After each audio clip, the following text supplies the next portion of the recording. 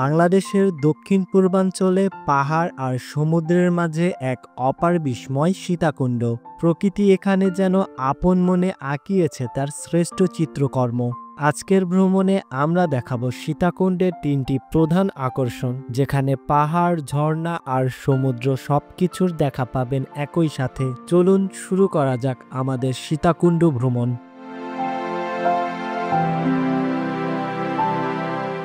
আসসালামু আলাইকুম, আমি এখন আছি সীতাকুণ্ডে। সীতাকুণ্ড এমন একটি ভ্রমণ স্থান যেখানে প্রকৃতির সকল রূপ একই সাথে দেখা যায়। পাহাড়, সমুদ্র, ঝর্ণা, লেক সবকিছু আছে এই একটি উপজেলায়। আজকের ভ্রমণ গল্পে আপনাদের দেখাবো কিভাবে সবচেয়ে কম খরচে এবং সহজ উপায়ে সীতাকুণ্ড ভ্রমণ করবেন, এবং সীতাকুণ্ড ভ্রমণের একটি কমপ্লিট গাইডলাইন দিব আজকের এই ভিডিওতে। তাই না টেনে সম্পূর্ণ ভিডিওটি দেখার অনুরোধ করছি, এবং আপনি যদি নতুন হয়ে থাকেন আমাদের ইউটিউব চ্যানেলটি সাবস্ক্রাইব করবেন।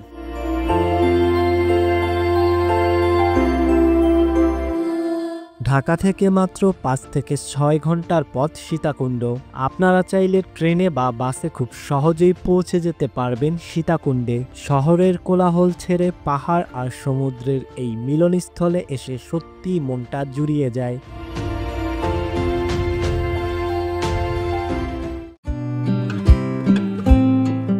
আজ আমাদের যাত্রা শুরু হচ্ছে বিমানবন্দর রেলওয়ে স্টেশন থেকে। আমরা যাচ্ছি আন্তনগর ট্রেনে করে। তবে একটা বিষয় আপনারা সবাই জানেন, ঢাকা থেকে চট্টগ্রামগামী আন্তনগর ট্রেন সীতাকুণ্ড স্টেশনে থামে না। তবে আজ আমরা আপনাদের একটি প্রক্রিয়া দেখাবো যেভাবে আপনারাও আন্তনগর ট্রেনে করে সীতাকুণ্ড ভ্রমণ করতে পারবেন। রাত 11:30টার টুন এক্সপ্রেস ট্রেনে করে আমরা চলে যাচ্ছি ফেনী। শোভন চেয়ারে জনপ্রতি টিকিট প্রাইস 300 টাকা। যেতে সময় লাগবে 5 ঘন্টার মতো। আমরা এই মাত্র ফেনী স্টেশনে এসে পৌঁছালাম। মাশাআল্লাহ, আমাদের জার্নিটা ভালো ছিল। এখন আমরা এখান থেকে চলে যাব মহিপাল বাস স্ট্যান্ডে। এখান থেকে হেঁটে যেতে সময় লাগবে 10 থেকে 15 মিনিটের মতো। আপনারা চাইলে রিক্সা করেও যেতে পারেন, সেক্ষেত্রে 40 থেকে 50 টাকা মতো রিক্সা ভাড়া লাগবে। ভোর 5টার মধ্যে পৌঁছে যাবেন Feni railway station. Feni railway station থেকে জনপ্রতি 15 থেকে 20 টাকা অটোরিকশা ভাড়া দিয়ে চলে যাবেন মহিপাল বাস স্ট্যান্ড। মহিপাল বাস স্ট্যান্ডে চট্টগ্রামগামী বেশ অনেকগুলো বাস পেয়ে যাবেন। চট্টগ্রামগামী যে কোনো বাসে করে চলে যাবেন সীতাকুণ্ড। দরদাম করে মাত্র 80 টাকা ভাড়া ঠিক করে নেবেন।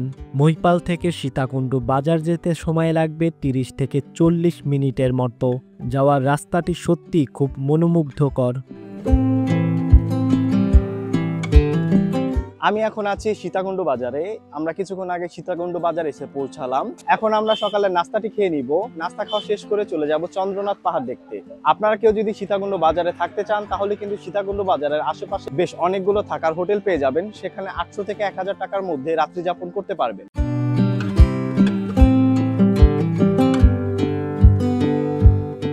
এখন আমরা সকালের নাস্তা খেয়ে নিব।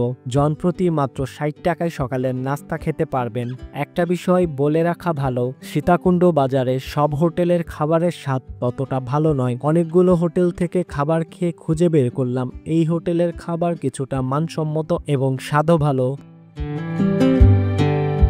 আমাদের আজকের প্রথম গন্তব্য চন্দ্রনাথ পাহাড়। তাই আমরা এখন সীতাকুণ্ড বাজার থেকে জনপ্রতি 15 টাকা সিএনজি ভাড়া দিয়ে চলে যাব চন্দ্রনাথ পাহাড়ের সামনে। একটি সিএনজিতে 5 জন বসতে পারবেন। প্রায় 10 মিনিটের মতো সময় লাগবে চন্দ্রনাথ পাহাড়ের সামনে পৌঁছাতে।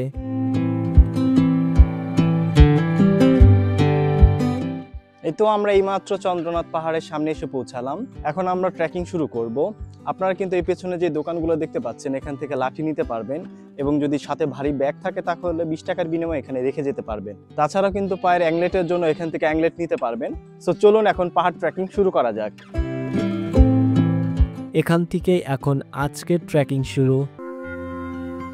আমরা এখন চন্দ্রনাথ পাহাড়ে উঠতেছি। এই পাহাড়টি সমুদ্রপৃষ্ঠ থেকে প্রায় 1020 ফুট উচ্চতায় অবস্থিত। এটি হিন্দু ধর্ম অবলম্বীদের একটি পবিত্র স্থান। প্রতি বছর শিবরাত্রিতে হাজার হাজার দর্শক এখানে আসেন। তারা ছাড়াও কিন্তু বাংলাদেশের নানান প্রান্ত থেকে এখানে পর্যটকরা ছুটে আসেন এর সৌন্দর্য উপভোগ করতে। সকালের নরম রোদের মধ্যে আমরা যাত্রা শুরু করলাম চন্দ্রনাথ পাহাড়ের পথে। চন্দ্রনাথ পাহাড়ে ওঠার সময় প্রথমে যে মন্দিরটি দেখা পাবেন সেটি কিন্তু হচ্ছে স্বয়ম্ভূনাথ মন্দির। এখন আমরা এই সিঁড়ি দিয়ে উপরের দিকে উঠে যাব এবং আপনাদেরকে দেখাবো। আমরা এখন প্রবেশ করতেছি স্বয়ম্ভূনাথ মন্দিরে। এটা কিন্তু চন্দ্রনাথ পাহাড়ে যাওয়ার সময় একদম নিচে যে প্রথম মন্দিরটা দেখা পাবেন সেটা। ডান পাশে সিঁড়ি গেছে এবং বাম পাশে দিয়ে সমান রাস্তা চলে গেছে ওইটা। ডান পাশের সিঁড়ি দিয়ে উপরে উঠলেই এই মন্দিরটা দেখা পাবেন আপনারা। এটা হচ্ছে চন্দ্রনাথ পাহাড়ে যে টোটাল 3টা মন্দির আছে তার মধ্যে প্রথমটা। এরপরে হাতের বামে যে ছোট মন্দির আছে সেটা যাব আমরা। তারপর যাব একদম চূড়ায় যেটি অবস্থিত চন্দ্রনাথ মন্দির সেটাতে। গেট পার হওয়ার পরই শুরু হলো আমাদের হাইকিং। প্রথমে সিমেন্টের সিঁড়ি, এরপর আসে কাঁচা রাস্তায় ওঠা। চারপাশে ঘন সবুজ বন, মাঝে পাখির ডাক, কোথাও কোথাও ছোট জলধারা। উঠতে উঠতে শরীর ক্লান্ত হলেও মনের মধ্যে তৈরি হতে থাকে এক অন্যরকম প্রশান্তি। একটা বিষয় আপনাদেরকে জানাই, আপনারা চন্দ্রনাথ পাহাড় ভ্রমণের সময় একটা জিনিস খেয়াল রাখবেন, আপনারা নিচ থেকে পানি কিনে নেবেন, কারণ আপনি যতটা পাহাড়ের উপরে যাবেন পানির দাম তত বাড়তে থাকবে। অবশ্যই কিন্তু আপনাদের সাথে পানি ক্যারি করা উচিত, কারণ এই পাহাড় ভ্রমণ করার সময় আপনার অনেক তৃষ্ণা লাগবে, কারণ অনেকটা পথ অতিক্রম করতে হয়। তাই অবশ্যই নিচ থেকে পানি কিনে তারপর উপরে যাবেন। কিছুক্ষণ পর পর আপনারা এরকম ছোট ছোট দোকান পাবেন, তবে এই সকল দোকান থেকে আপনারা খাবার খাওয়ার আগে দাম জেনে খাবেন, কারণ নিচে পানির দাম যেরকম থাকে তার থেকে কিন্তু এই দোকানগুলোতে পানির দাম বেশি থাকে এবং অন্যান্য খাবারের দামও বেশি থাকতে পারে। তাই অবশ্যই যে কোনো খাবার খাওয়ার পূর্বে দাম জেনে তারপর খাবেন।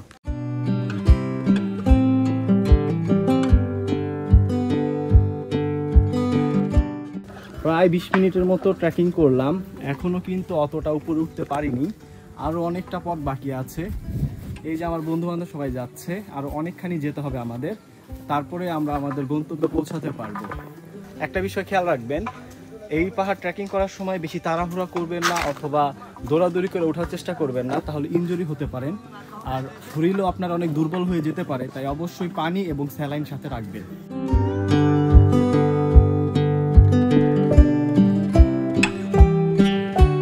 এই যে এখান দিয়ে হচ্ছে দুইটা পথ আছে, এটা হচ্ছে ডান পাশের রাস্তাটা এবং এটা হচ্ছে বাম পাশের রাস্তা। আমরা ডান পাশেরটা দিয়ে যাচ্ছি না, আমরা যাবো বাম পাশেরটা দিয়ে। এটা দিয়ে গেলে আমরা সর্বপ্রথমে ছোট যে মন্দিরটা আছে সেটা দেখা পাবো, আর আমরা ছোট মন্দিরে প্রথম যাব, সেখান থেকে বড় মন্দিরে যাবো। তো চলুন যাওয়া যাক। পথে হাঁটতে হাঁটতে আপনি শুনতে পাবেন ঝিরি পোকার ডাক, বাতাসে পাতার দুলুনি আর নিজের হৃদস্পন্দন।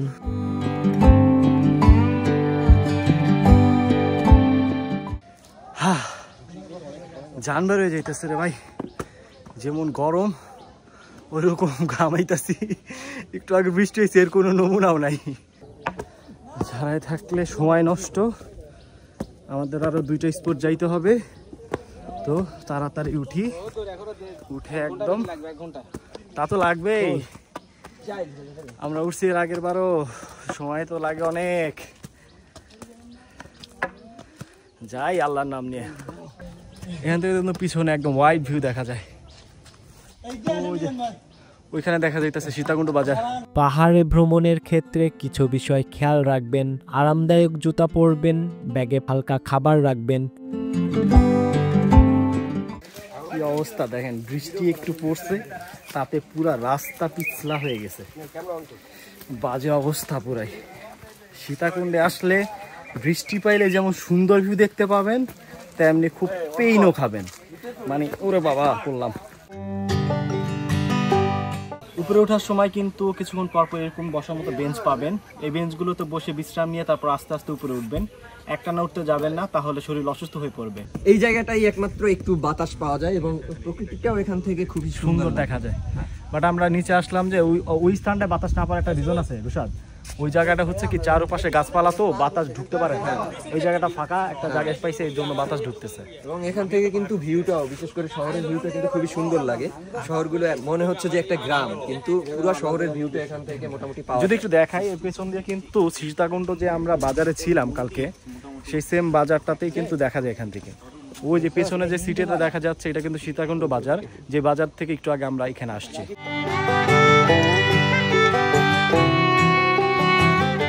5-7 মিনিট রেস্ট নেওয়ার পর এখন আমরা আবার উপরের দিকে যাচ্ছি। এখন আর মনে হয় 5 থেকে 7 মিনিটের মতো উপরে উঠতে হবে, তাহলে কিন্তু আমরা দ্বিতীয় যে মন্দিরটা আছে সেটা দেখা পাবো। তো আর দেরি না করে সামনের দিকে যাই, বিকেলে আবার আমাদের আরো 2টি স্পট ঘুরতে হবে, তাই সময় নষ্ট করব না। দীর্ঘ 1 ঘন্টা হাঁটার পর আমরা প্রথম যে মন্দিরটা সেটা দেখা পেলাম। এই যে পেছনে দেখতে পাচ্ছেন প্রথম মন্দির, এটার উপরে ওইদিকে সবচেয়ে বড় মন্দিরটা, এটা উঠতে জীবন অর্ধেক শেষ। আরও কত ট্রেকিং করতে হবে, আরও আধা ঘন্টা থেকে 40 মিনিটের মতো ট্রেকিং করতে হবে। এই যে প্রথম মন্দিরের সামনে চলে আসছি। এখানে কিছুক্ষণ সময় আমরা থাকবো, বিশ্রাম নিব, তারপর আবারও সবচেয়ে উঁচাই যে মন্দিরটা আছে সেটাই যাব।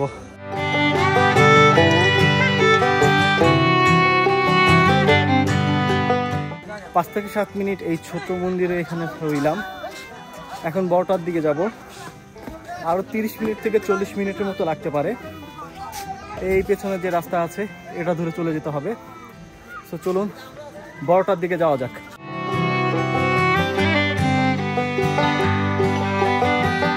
যারা পাহাড় ভালোবাসেন তারা কমেন্ট করে জানাতে পারেন আপনার পাহাড় ভ্রমণের সেরা মুহূর্ত। এখান থেকেই কিন্তু পেছনের ওই বড় মন্দিরটা দেখা যাচ্ছে। এই হচ্ছে ছোট মন্দিরটা, যেটা দ্বিতীয় মন্দির বলছিলাম আমরা, এবং এইখান থেকেই দেখা যাচ্ছে সেই চূড়ার মন্দিরটা। আমরা এখন সেখানে যাব এবং ওইটাই হচ্ছে আমাদের লাস্ট গন্তব্য।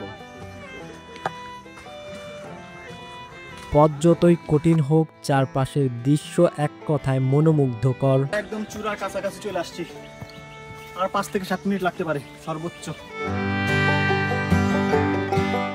আমার বন্ধু রুশাদ বলতেছে কোন এক পাপের শাস্তি আজকে আমরা উপভোগ করতেছি, যার জন্য চন্দ্রনাথ পাহাড়ে আসছি, এত কষ্ট কইরা উপরে যাচ্ছি।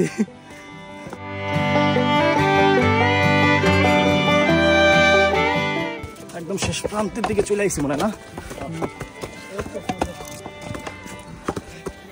ও গন্তব্য দেখতে পাচ্ছি একদম শেষ প্রান্তে। সীতাকুণ্ড পাহাড়ের একদম টপে চলে আসছি। পিছনে দেখতে পাচ্ছেন পুরা খালি ভিউ, অনেক অস্থির ভিউ, মাশাআল্লাহ সেই সুন্দর। সম্পূর্ণ সীতাকুণ্ড শহরটা দেখা যাইতেছে এখান থেকে, সেই দূর দূরান্ত পর্যন্ত সবকিছু দেখা যায়। তাহলে ভাবেন একবার কত উচ্চতায় এটা অবস্থিত। সাথে এখানে কিন্তু প্রচণ্ড রোদ থাকে সব সময়, কিন্তু আজকে আবহাওয়াটা একটু মেঘলা মেঘলা হওয়ার জন্য এই জায়গায় ততটা রোদ নাই। এর আগেও যখন আসছিলাম 5 মিনিটের বেশি দাঁড়াইতেই পারি নাই, এত রোদ ছিল। আজকে মেঘলা ওয়েদার হওয়ার জন্য বেঁচে গেছি, একদম রোদ ততটা নাই। এই যে পেছনে যে দেখতে পাচ্ছেন চন্দ্রনাথ মন্দির, এটাই হচ্ছে চন্দ্রনাথ পাহাড়ের সর্বোচ্চে অবস্থিত চন্দ্রনাথ মন্দির।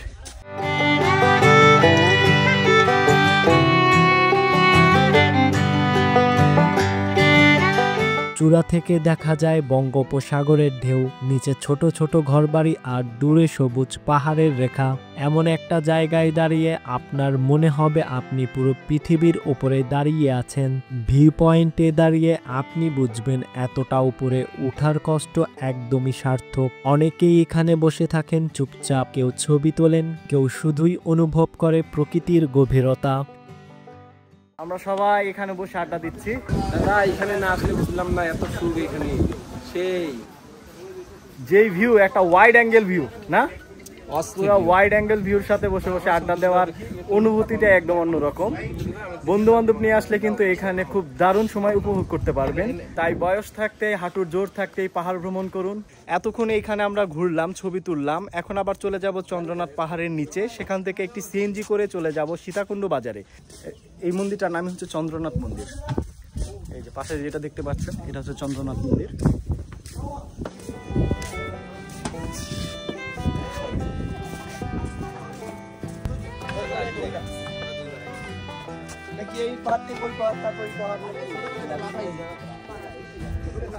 আমরা যাওয়ার সময় কিন্তু আপনাদের বলেছিলাম যে আমরা বাঁ দিকের পথ দিয়ে উপরে উঠতেছি।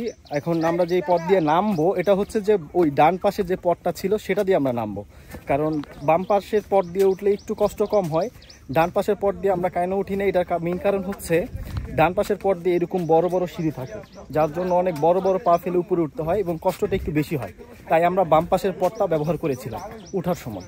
আপনারা চেষ্টা করবেন উঠার সময় বাম পাশের পথটা দিয়ে আসার জন্য, এবং নামার সময় ওই ডান পাশে যে পথটা পাবেন ওটা ধরে নামবেন। চন্দ্রনাথ মন্দিরের সামনে সিঁড়ি ধরে নিচের দিকে নামলে অনেকগুলো দোকানের দেখা পাবেন। এখান থেকে তুলনামূলকভাবে কম দামে শরবত এবং পাহাড়ি ফল খেতে পারবেন। পাহাড়ি এই ফলগুলোর স্বাদ বেশ দারুণ হয়ে থাকে। মন্দিরের থেকে নামার পর কিন্তু এখানে আপনারা অনেক খাবারের দোকান পেয়ে যাবেন। 10 টাকায় পেয়ারা, 10 টাকায় জুস, আর অনেক কিছু খেতে পারবেন। এর পাশাপাশি কিন্তু এই যে সিএনজিগুলো দেখতে পাচ্ছেন এখানে, এটা কিন্তু চন্দ্রনাথ পাহাড়ের চূড়ায় এই সিএনজি স্টেশন যেটা রয়েছে এখান থেকে কিন্তু আপনারা সরাসরি ইকো পার্কে চলে যেতে পারবেন এবং ইকো পার্ক থেকে কিন্তু আপনার সুপ্তধারা এবং সহস্রধারা ঝর্ণা দেখতে পারবেন। কিন্তু এখানে গুরুত্বপূর্ণ একটা বিষয় আপনাদেরকে বলে রাখি, এখানে যে সিএনজি ওয়ালাগুলো রয়েছে এরা কিন্তু অনেক দাম চায়, 500 থেকে 600 টাকা চায় 4 থেকে 5 কিলো রাস্তা যাওয়ার জন্য। এই যে রাস্তাটা রয়েছে এই রাস্তা দিয়ে গেলেই কিন্তু আমরা সুপ্তধারা এবং সহস্রধারা ঝর্ণায় যেতে পারবো। আপনারা চাইলে হেঁটেও যেতে পারেন, তবে আমরা এখন সুপ্তধারা বা ইকো পার্কে যাচ্ছি না। আমরা আগে সীতাকুণ্ড বাজারে যাব, সেখান থেকে দুপুরে খাবার খেয়ে তারপর যাব।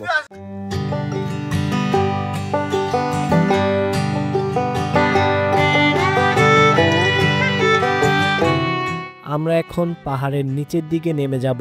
চন্দ্রনাথ পাহাড়ের ঘোর যেন কাটতেই চায় না, কিন্তু আমাদের পরবর্তী গন্তব্য আরেকটি বিস্ময় ইকো পার্ক এবং সুপ্তধারা ঝর্ণা। প্রকৃতির গভীরে লুকিয়ে থাকা এক ঝর্ণা, যেখানে পৌঁছাতে হয় পাহাড়ি পথ পাড়ি দিয়ে।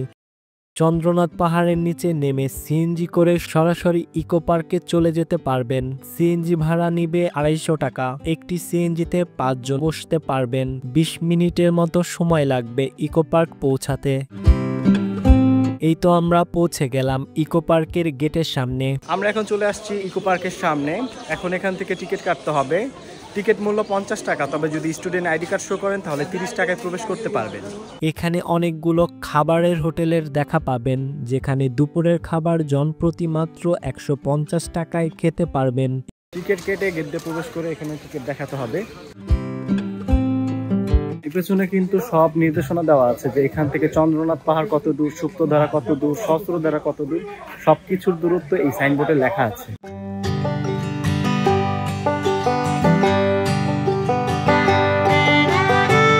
ইকো পার্ক প্রকৃতি সংরক্ষণের উদ্দেশ্যে গড়ে ওঠা একটি সবুজ অভয়ারণ্য।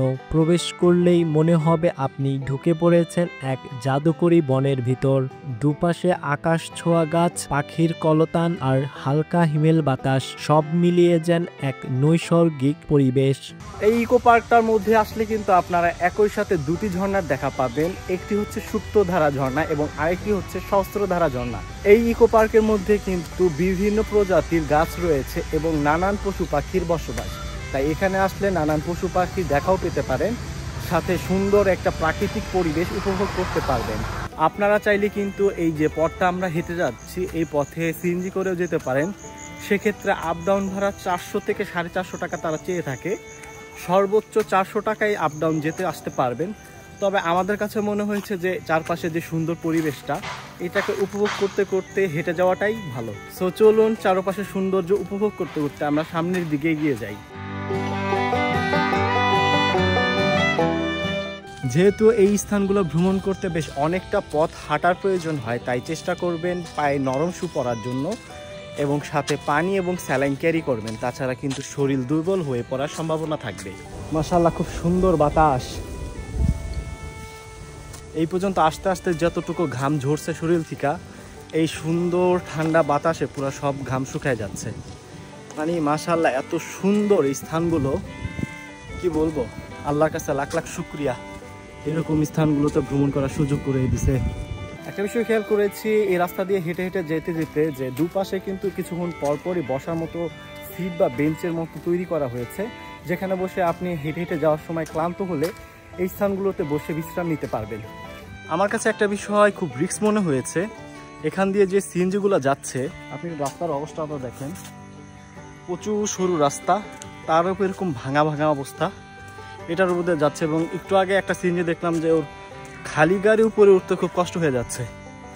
এই গাড়িগুলা কিভাবে 5 জন নিয়ে টাইনা টাইনা উপরে উঠায়, এই রিস্ক নিয়ে উপরে যাওয়াটা কতটা নিরাপদ আমার কাছে মনে হয় না। এতে একটু কষ্ট করে হলেও ঘাম ঝরায় হইলেও হেঁটে হেঁটে যাওয়াটাই ভালো। চারপাশের এই সুন্দর পরিবেশ দেখতে দেখতে যাওয়া হবে, সাথে আপনার শরীরের কসরত করা হয়ে যাবে। প্রায় 20 থেকে 25 মিনিট হাঁটার পর আমরা এই সুপ্তধারা লেখা সাইনবোর্ডটি দেখতে পেলাম। পিছনে দেখতে পাচ্ছেন একটি দোকান আছে। এই দোকানের এখান থেকে ডান দিকে নেমে যেতে হবে আমাদের সুপ্তধারা ঝর্ণা দেখতে। এই সিঁড়ি ধরে নিচে নামার সময় খুব সাবধানতা বজায় রাখবেন, তাছাড়া পা মুচকে যাওয়ার সম্ভাবনা রয়েছে।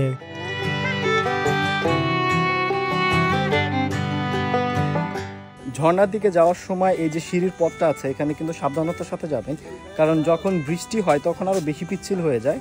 তাই অবশ্যই তাড়াহুড়া করবেন না, খুব সাবধানতার সাথে সামনে আগাবেন। সিঁড়ি দিয়ে নিচে নামার পর কিন্তু এই লোহার সেতুটি দেখা পাবেন। এই লোহার সেতুটি পার হয়ে কিন্তু হাতের বাম দিকে চলে যাবেন। হাতের বাম দিক দিয়ে সোজা আর কিছুটা পথ গেলেই কিন্তু ঝর্ণার দেখা পেয়ে যাবেন। এখানে কিন্তু প্রচুর কাদা, এই দেখেন জুতা হাতে নিয়ে নিছি, জুতা হাতে নিয়ে হাঁটতেছি, প্রচুর কাদা দেখে দেখে দেখে দেখে যাচ্ছি। আরে আমি পড়তে নিছিলাম। একদম গহীন বনের ভিতরে ঢুকলে যেরকম কোনো আশেপাশে কোনো মানুষজনের শব্দ নাই, শুধু ঝিঝি পোকা আর পাখির ডাক, দূর থেকে অনেক সময় অনেক পশু পাখির ডাকও ভেসে আসতেছে, এরকম একটা অ্যাডভেঞ্চার ফিল পাচ্ছি।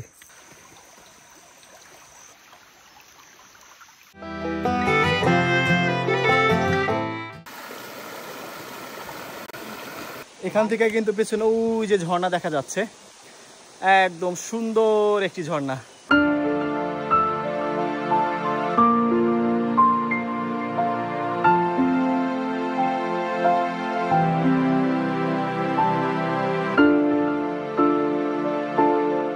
ঝর্ণার পানি পাহাড় বেয়ে নেমে আসছে, সেই শব্দ আপনার ভেতরে সব ক্লান্তি ধুয়ে দিবে। পাহাড়ের উপর থেকে নেমে আসা পানির প্রবাহ তিনটি ঝর্ণা সৃষ্টি করেছে, যা খুব সুন্দর এক প্রাকৃতিক রূপ সৃষ্টি করেছে। মাশাআল্লাহ, খুবই সুন্দর এই ঝর্ণাটি।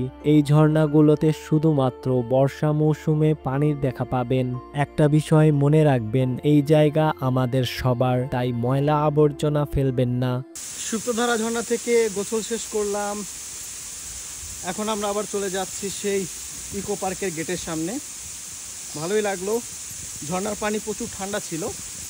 তবে একটা বিষয় সতর্ক থাকবেন, এই যে পাথরগুলো রয়েছে এগুলো কিন্তু খুবই পিচ্ছিল। এখানে পা ফেলানোর সময় অবশ্যই আস্তে শুনে দেখে তারপরে একদম খুব আস্তে আস্তে পার হবেন, তা না হলে কিন্তু স্লিপ খেয়ে এই এবড়ো থেবড়ো পাথরে পা পড়ে একদম ইনজুরি হয়ে যাবেন। ভ্রমণ শেষে আমরা ফিরছি, কিন্তু মন যেন রয়ে গেল এখানেই, এই ঝর্ণার পাশে, এই বনভূমির মাঝে। চন্দ্রনাথ পাহাড় আর সুপ্তধারা ঝর্ণার স্বর্গীয় সৌন্দর্যের পরে আমাদের আজকের শেষ গন্তব্য একটি সমুদ্র সৈকত, কিন্তু একদম ভিন্নধর্মী, যেখানে সমুদ্রের পানি আর সবুজ ঘাস মিশে একাকার হয়ে গেছে। আপনারা চাইলে এই ইকো পার্কে অবস্থিত আরেকটি ঝর্ণা দেখতে যেতে পারেন, যার নাম সহস্রধারা ঝর্ণা। তবে আমরা আজ আর যাচ্ছি না সেখানে। ইকো পার্কের সামনে থেকে 150 টাকা সিএনজি ভাড়া দিয়ে চলে যাবেন সীতাকুণ্ড বাজারে। সীতাকুণ্ড বাজার থেকে আরেকটি সিএনজি নিয়ে চলে যাবেন গুলিয়াখালী সমুদ্র সৈকত। সিএনজি ভাড়া নিবে 150 টাকা, পৌঁছাতে প্রায় 20 মিনিট সময় লাগে। এই তো আমরা পৌঁছে গেলাম গুলিয়াখালীর সামনে, যেখান থেকে আপনারা চাইলে হেঁটেও যেতে পারেন সমুদ্র পাড়ে, অথবা এই ইঞ্জিন চালিত নৌকাও করে যেতে পারেন। নৌকা ভাড়া নিবে জন প্রতি 50 টাকা। এখান থেকে কিন্তু আপনারা পায়ে হেঁটেও যেতে পারবেন গুলিয়াখালী সি বিচে, এবং পেছনে যে বোটগুলো রয়েছে ইঞ্জিন চালিত, এই বোটগুলোতে করে কিন্তু যেতে পারবেন। আমরা সেই ইঞ্জিন চালিত বোটে যাচ্ছি না, আমরা পায়ে হেঁটেই যাব। পিছনে যে দেখছেন সরু পথ, এই পথটা দিয়ে আমরা হেঁটে হেঁটে যাব। চলুন যাওয়া যাক। যদি বৃষ্টি হয় তাহলে অবশ্যই নৌকা করে যাবেন, তাছাড়া খুব কষ্ট হয়ে যাবে এই রাস্তা ধরে হেঁটে যেতে। বৃষ্টির সময় আসলে এখানে যেমন প্রকৃতির অপরূপ সৌন্দর্য দেখতে পাবেন, তেমনি ভ্রমণটাও হবে খুব কষ্টকর। ভাইরে ভাই, কি পরিমাণ পিচ্ছিল রাস্তা। এই পথটুকু পার করে যাচ্ছি সামনের দিকে। বৃষ্টি পড়লে কিন্তু এই রাস্তাটা আরো বেশি পিছলা হয়ে যায়, কারণ মাটির রাস্তা তো একদম পুরো কাদা কাদা হয়ে যায়। তোর আগেও কিন্তু আমি গুলিয়াখালী সি বিচে আসছিলাম, কিন্তু তখন কিন্তু এই জায়গাটা এরকম পথ ছিল না। কিন্তু এখন দেখা যাচ্ছে কিন্তু সব জায়গায় প্রচুর পানি এবং ডুবে আছে। সরু একটা রাস্তার মতো আছে, এটা দিয়ে আমাদের সামনের দিকে যাওয়া লাগতেছে। বাট এর আগে আমি যখন আসছিলাম তখন পুরো মাঠের মতো ছিল এই জায়গাটা, তখন এত পানি ছিল না। যাই হোক, এই দিকটা যাওয়ার সময় একটু সাবধানতা মেনটেন করে যাবেন।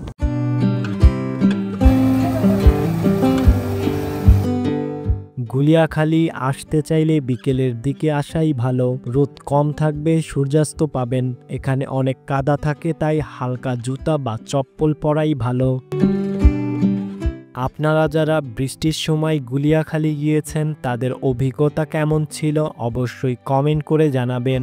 অবশেষে গন্তব্যের কাছাকাছি চলে আসছে, আর বেশি একটা পথ বাকি নাই, 2-4 মিনিটের মধ্যেই পৌঁছে যাব আশা করতেছি। ওই যে দোকানপাটগুলো দেখা যাচ্ছে এখান থেকে। বৃষ্টির সময় এই স্থানগুলো অনেক বেশি রিস্ক হয়ে যায়। সীতাকুণ্ডে যেমন বৃষ্টি ছাড়া আপনি সুন্দর ভিউ দেখতেও পাবেন না, এবং বৃষ্টির সময় রিস্কও হয়ে যাবে ডাবল।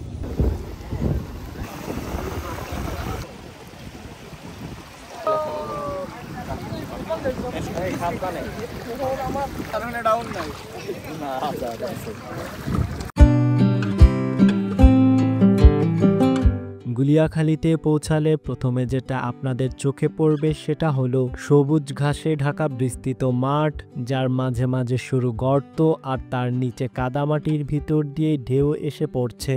দূরে সমুদ্র, কিন্তু তার আগেই যে দৃশ্য তা বাংলাদেশের অন্য কোনো বিচে আপনি পাবেন না। এবার আইসা একদম গুলিয়াখালী সি বিচের অথেন্টিক সুন্দর যে ভিউ সেটা দেখতে পাইছি, কারণ প্রত্যেকটা যেমন থোকায় থোকায় দেখেন পানি জমা আছে। এর আগে আসছে তখন শুকনা দেখছি, ময়লা দেখছি, বাট এবারকা পানি দেখতে পাইছি। গুলিয়াখালী সি বিচ প্রকৃতির এমন একটি সুন্দর স্থান যেখানে আসলে আপনি সবুজ আর সবুজ প্রকৃতি দেখতে পাবেন। দেখেন প্রত্যেকটা স্থান সবুজে ভরে গেছে, মনে হয় যে সবুজ রং লেপটে দিছে একদম প্রত্যেকটা জায়গায়। এখানে আসার পর কিন্তু পেছনে অনেক দোকান পেয়ে যাবেন, এখান থেকে আচার নানান রকমের শুকনা খাবার খেতে পারবেন। এই রং, এই নীরবতা আপনাকে ছুঁয়ে যাবে। আর যদি পান একটুখানি বৃষ্টি, তাহলে প্রকৃতির অপার সৌন্দর্যের দেখা পাবেন।